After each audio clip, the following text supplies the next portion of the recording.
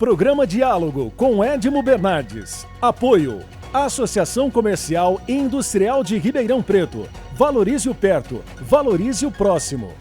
Valorap. BPO. Auditoria, consultoria e tecnologia. Moonscake. Conheça o Pinot by Moonscake. English in Company. No Let You Go Anywhere. Irajá Materiais para Construção. 2 lojas em Ribeirão. E Sicredi. Gente que coopera, cresce.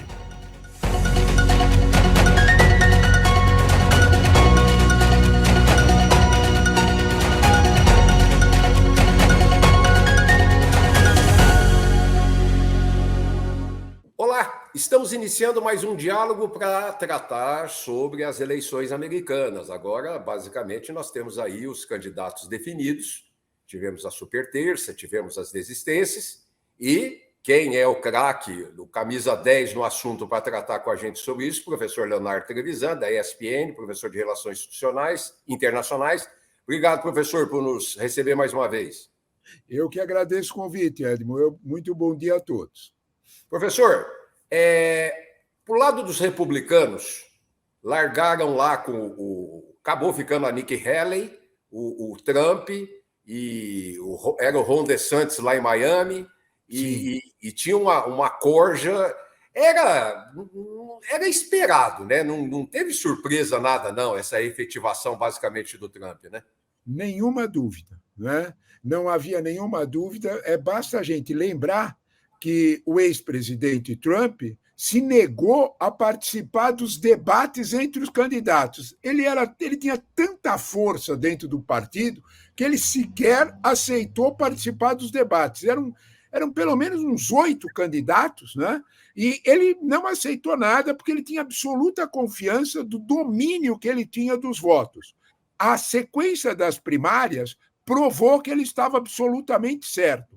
Na primeira primária de Iowa, ele dominou de tal forma que o maior candidato, a maior ameaça, que era o governador da Flórida, Ron DeSantis, desistiu. Sobrou a ex-governadora da Carolina do Sul, né, a Nikki Haley, que, de alguma forma, fazia um papel de desafiá-lo. Na verdade, sabe o que acontecia, Ed? É que por trás da Nikki Haley tinha um grande protetor, tinha um grande doador de campanha que não gosta do Trump, né?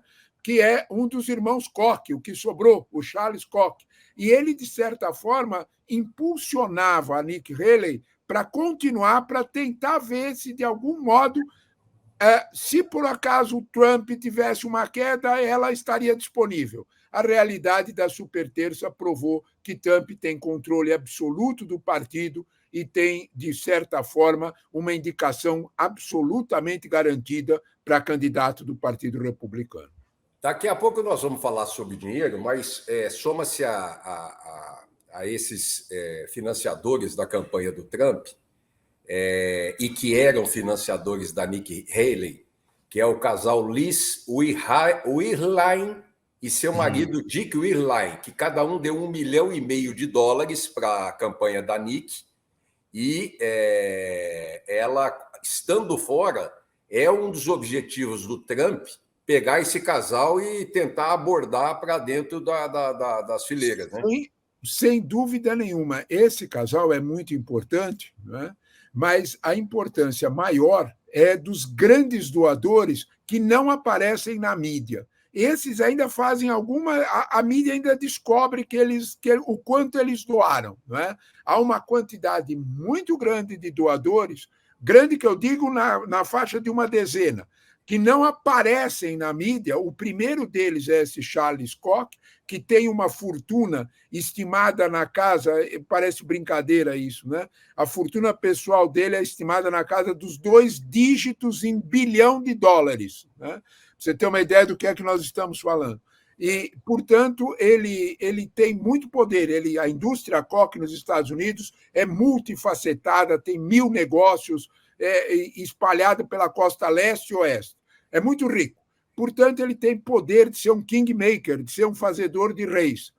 Ele, na eleição passada, já foi moderado o ajudo dele a Trump. Nessa daqui, Trump é que precisa namorá-lo, Trump é que precisa, de certa forma, procurá-lo para que ele faça as doações para a campanha dele. Seduzir, né? Seduzir, né, professor? Seduzir é a palavra certa. É, né? porque esse casal lá da Carolina do Sul, que deu esse dinheiro para Nikki Haley, desde 2016, segundo a Open Secrets, Sim. uma organização sem fins lucrativos, eles doaram, desde 2016, 259 milhões de dólares em campanhas de lá para cá. Então, são pequenos, perto de outros, mas tão importantes quanto. Mas, do lado dos democratas, apesar de ser mais desenhado, né, que seria o presidente da República, seria o Joe Biden, né?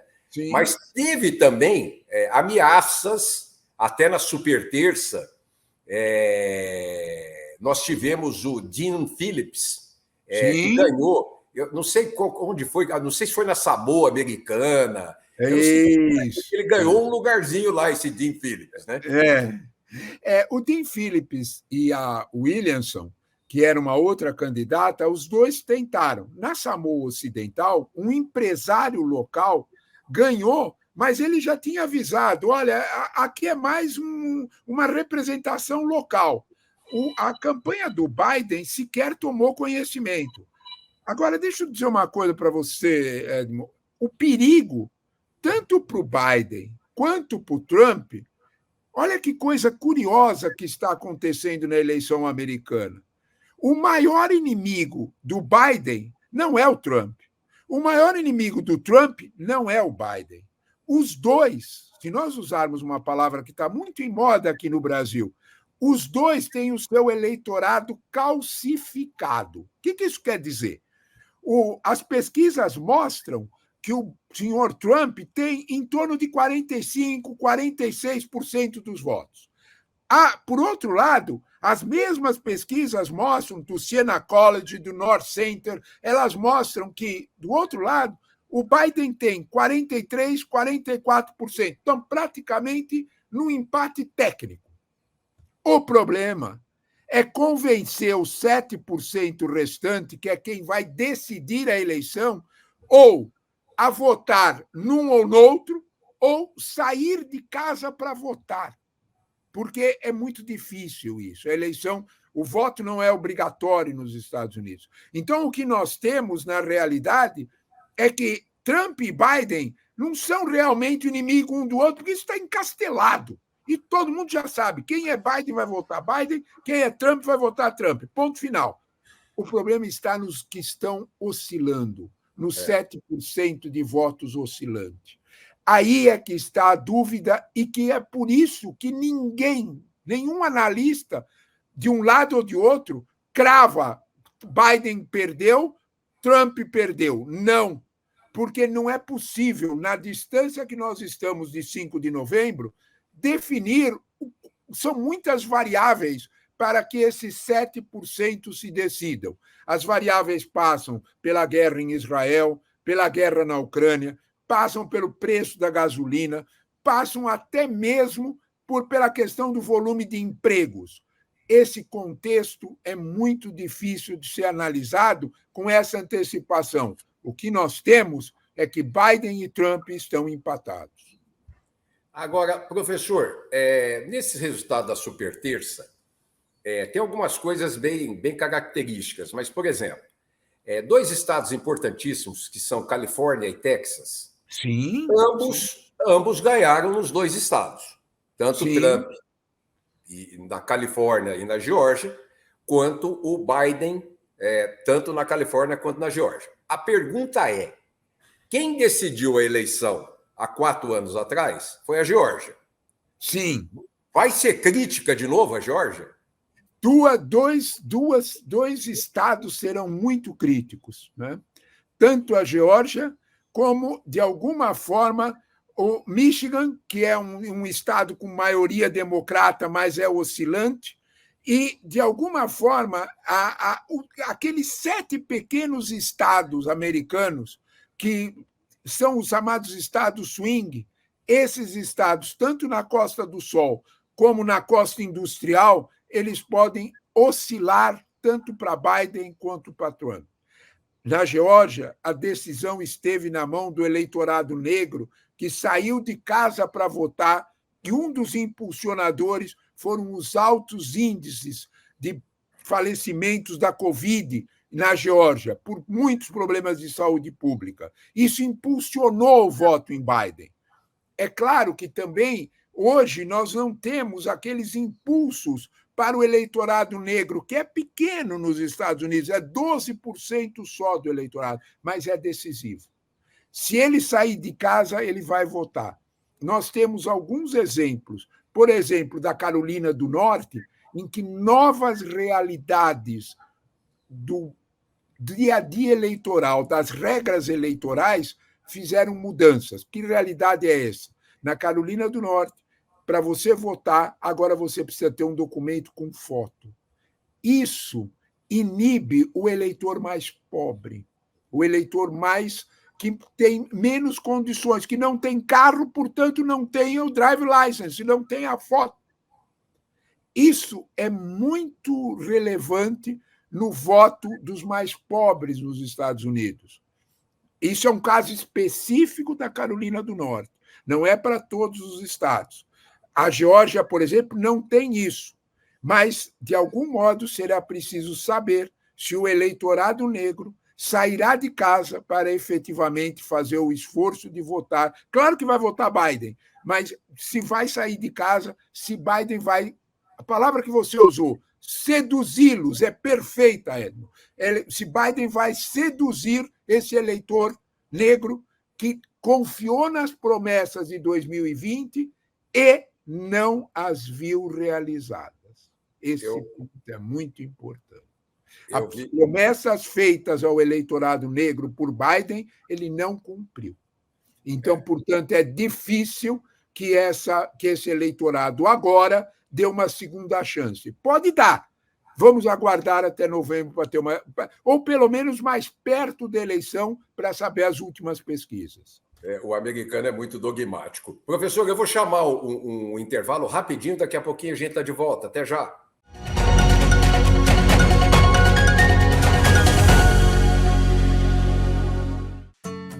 Hoje eu quero aquela brusqueta de pepperoni. Eu não vejo a hora de provar o confit de pato. Ou será que peço o risoto de carne seca, hein? E eu mereço brownie de sobremesa. Eu vou pedir a torta de chocolate com gelé de damasco. Nossa, a gente nem chegou e já tá pensando na sobremesa. O mousse cake da Itatiaia agora é My Mousse Cake. O mousse cake que você sempre amou, com tudo que você sempre pediu. Lembra daquela festa onde você foi, que tinha um monte de gente e de você chamando mais amigos? Afinal, sempre cabe mais um, não é? Você também se lembra que, depois da festa, teve beijos nos pais, nos avós e abraços nos amigos? Pois é, um deles está agora na fila do hospital esperando uma vaga. Falta de ar. Valeu a pena? 3 ou 4 horas de diversão para colocar em risco a vida de uma pessoa? Tome cuidado, porque assim como o vírus, arrependimento também mata. Cada dia no Sicredi é assim. O Sicredi inteiro fica te esperando, pra te ver sorrindo, pra te ver sonhando. Aqui no Sicredi não é só dinheiro, é ter com quem contar, é confiar, realizar. De jeito maneira, não é só dinheiro, é ter um parceiro. Eu sou o Sicredi, tô no Brasil inteiro. Não é só dinheiro, é ter com quem contar. Abra sua conta no Sicredi.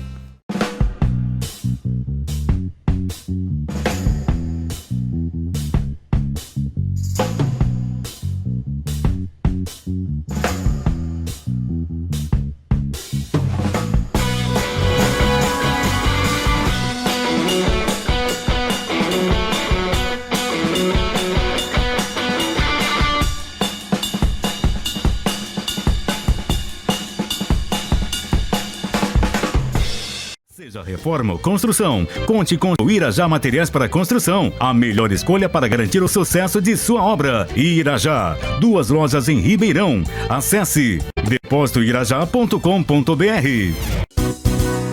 Desafio Irajá, da reforma ou construção. Melhor qualidade, rapidez na entrega, maior economia. Quem pode, faz melhor e garante. Irajá Materiais para Construção.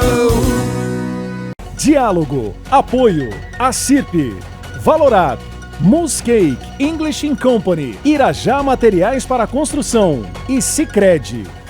Estamos de volta com o segundo bloco do programa, recebendo o professor Leonardo Trevisan. Esse ano eu vou encher bastante o professor Leonardo, porque como tem essa eleição nos Estados Unidos, é a primeira do ano, mas a gente pretende ter uma série aí esse ano. Mas nós estávamos falando da Geórgia, professor.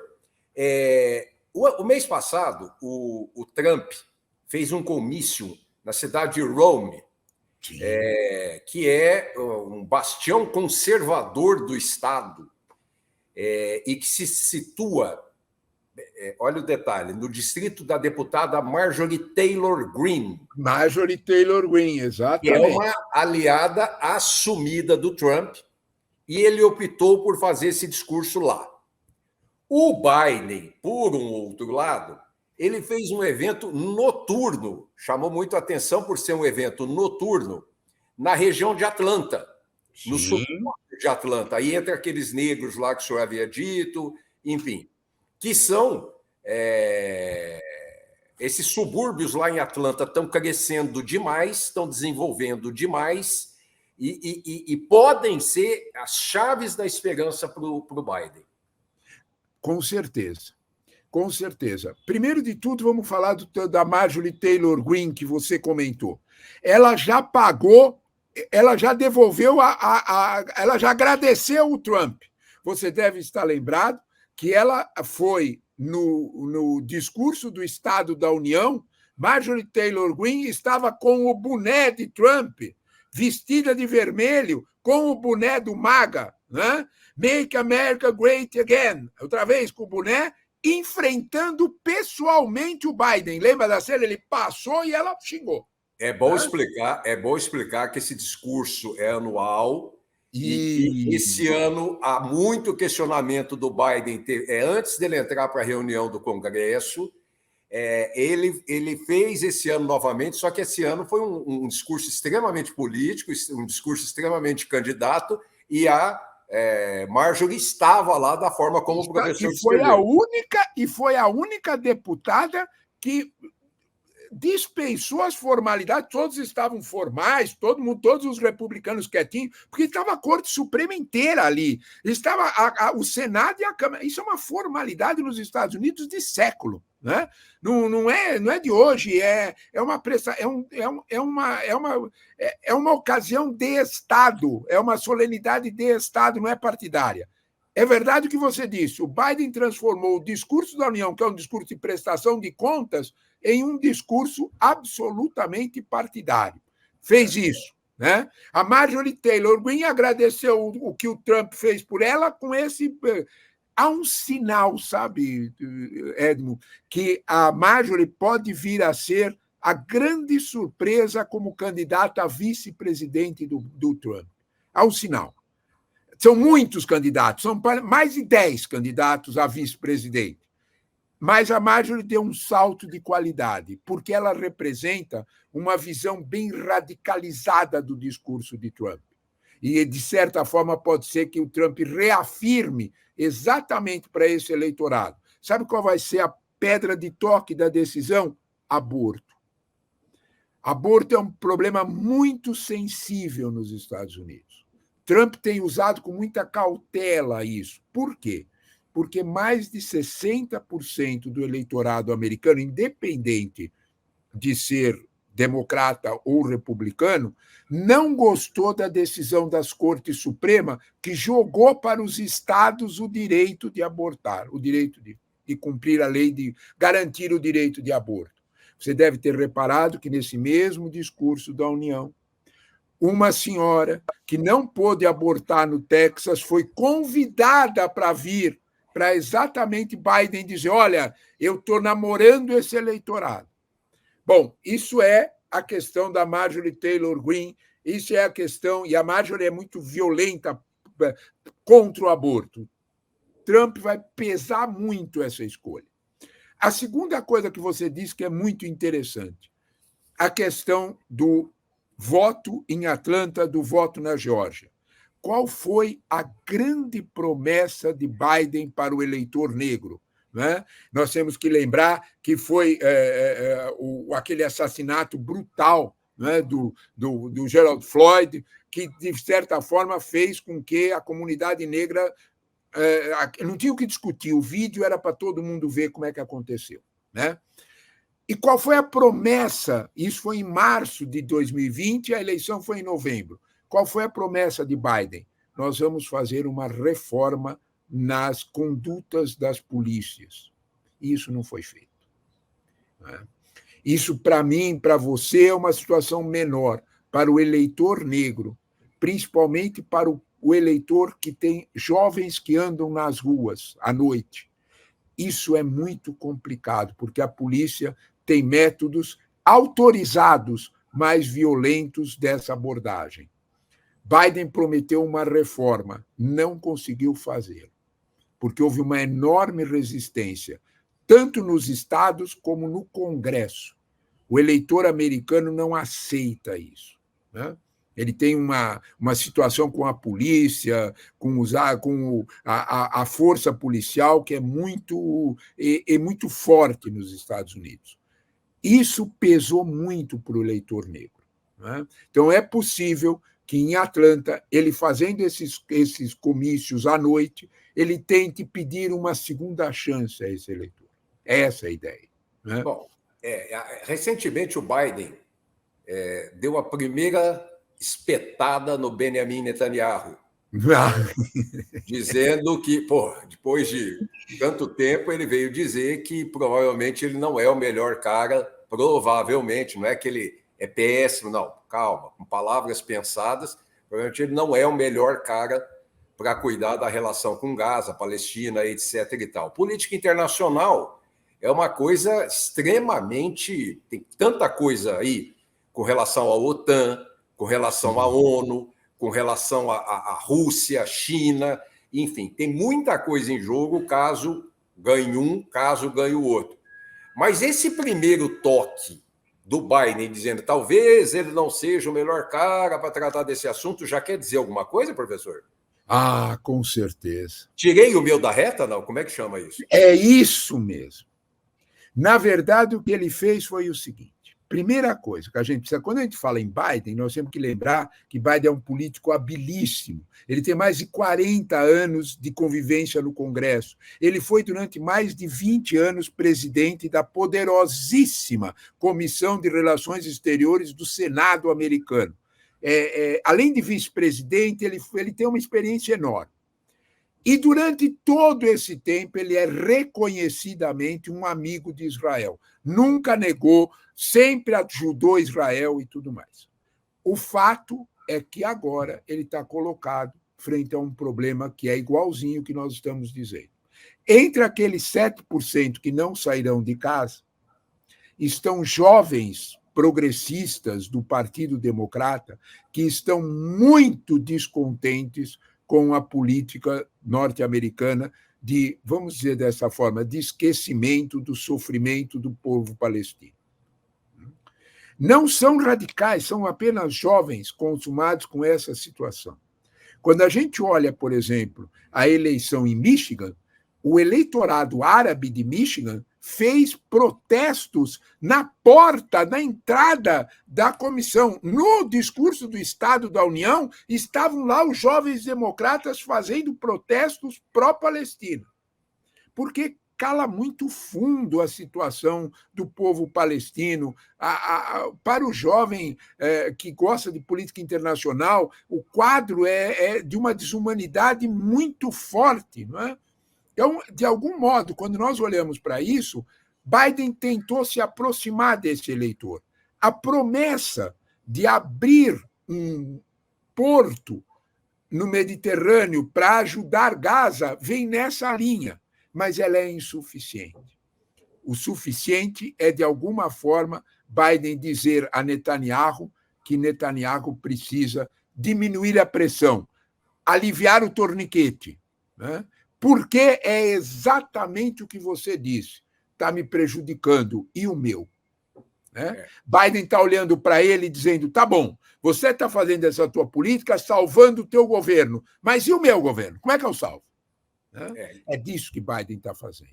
E as políticas internacionais, né? Também nós estamos indo para o final do programa, professor.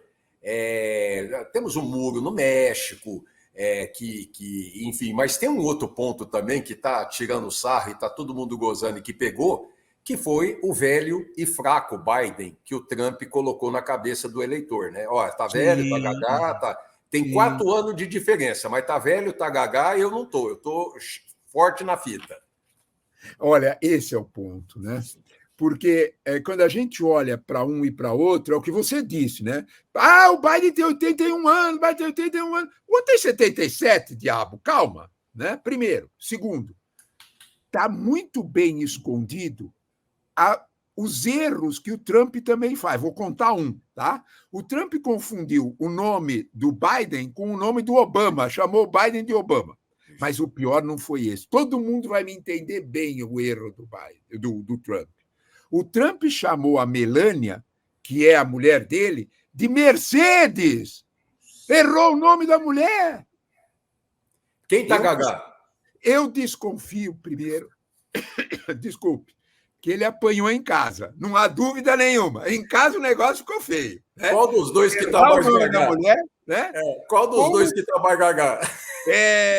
Errar o nome da mulher com os crimes no cartório que o Trump tem é difícil, né? Mas isso tudo ficou apagado. Tá bom. É provável que os marqueteiros do Biden usem isso lá mais para frente.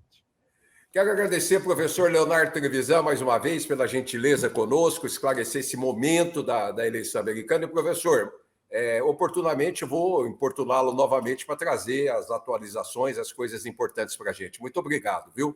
Eu é que agradeço o convite mais uma vez de vocês. Muito obrigado a todos.